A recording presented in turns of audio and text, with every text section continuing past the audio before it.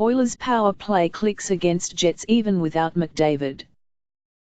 If you think there's round pegs trying to fit in square holes when Connor McDavid and Leon Draisaitl aren't around on the power play, forget it. With McDavid and Draisaitl at home, along with first unit front presence guy Milan Lucic, it didn't much matter Wednesday against the Winnipeg Jets because the Edmonton Oilers still had Mark Letestu and newcomer Jussi Jokinen, and the forgotten one, Ryan Nugent-Hopkins. Letestu, who had 11 power play goals last year and 4 more in the playoffs, tapped in a backdoor pass from likely third-line winger Jokinen and then returned the favour with a sweet pass into the blue paint to the Finnish forward.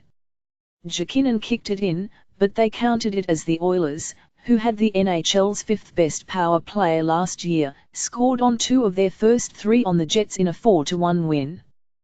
Fielding a lineup of mostly AHL-bound players, the Oilers still found a way to win their 3rd straight in pre-season as Juho Hakera solidified his spot on the 4th line with his 2nd pre-season goal and Kailer Yamamoto added an empty netter off RNH's 3rd assist.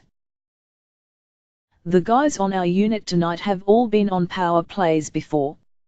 It's just a different first overall pick on the half wall, Nugent-Hopkins, said Letestu. The pass he made to me through a guy's legs was all world. It's not a huge step down from Unit 1 to Unit 2. Jokinen was outstanding in his first Oilers game with 5 shots and the goal and 2 helpers. He also killed penalties with Letestu and Nugent-Hopkins. This team is really deep on power play players. Obviously, the first unit was really good for the Oilers last year, but there's lots of guys who want to do it. I've played there my whole career. I want to be there with the Oilers, too, said Jokinen. We still have some pretty smart players with Jokinen, Nuge and Letestu. They move it around and find holes and finished things off, said McLellan. McLellan summed up Jokinen, who had 3 points on the night, in one emphatic word. Smart. Simple as that, he said. He knows who he is with his skill set. The Jets had their top 2 lines, 5 of their top 6 defensemen along with their number 1 goalie Steve Mason, but it didn't matter after the Oilers had a pulse but no wheels in the first period. I think we left our legs on the plane, said Letestu after being outshot 11-4 and outscored 1-0 on Nick Ehlers' power play effort. You have tough circumstances in exhibition when you fly in an hour before you play, but we responded because of real good leadership from Letestu, Jokinen, Nuge, Eric, Grubauer when it would have been easy to take the easy route. They worked hard, said McLellan. McLellan liked Ryan Stanton, in his first game, trying for a number 7 defense spot. He played a good hard game. I remember him in Vancouver. That's the type of game he plays. He plays inside the other team's equipment.